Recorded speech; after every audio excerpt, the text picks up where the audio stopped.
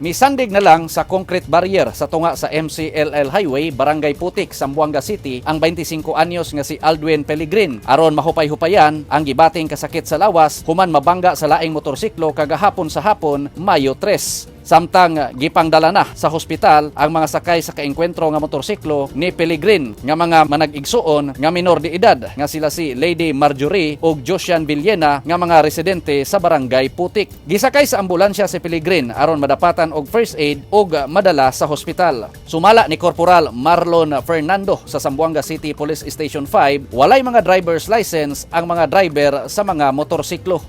Actualmente, no, el suceso aquí ya sucede dinante a las 5:40 de tarde.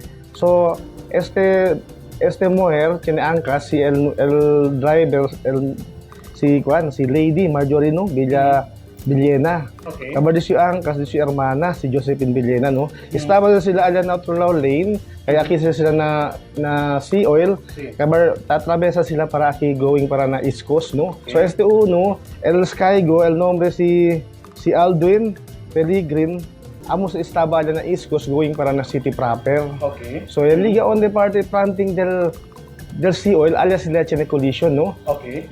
Actualmente, kanya pwede mira allá el mga witnesses, no? Kay, although tiene speed el going para city proper kasi di suyo man si right of way, no? Yeah. So, el naturalaw, si habla también, ya, asya pregunta ko na driver, kay bien corrido kayo, no? So, habla kali yo, hope bueno kali kayo sila na yung sucede. Yeah. Next time, era si before sila entra, debe, before sila man obstacle, debe, mantira na di por el kwan, el ase sila el dila para entra. Kasi el student permit pa lang el kwan, no? Driver del mujer. Del mujer.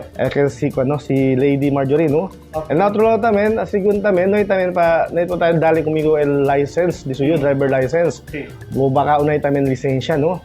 Narespondehan dayon sa mga otoridad ang bangga hinungdan nga wala na kiniming resulta sa grabing traffic. Nanawagan usab ang mga otoridad sa mga motorista nga mag-amping pirmi sa pagmaniho ug likayan ang pagdala og mga sakyanan kung walay lisensya.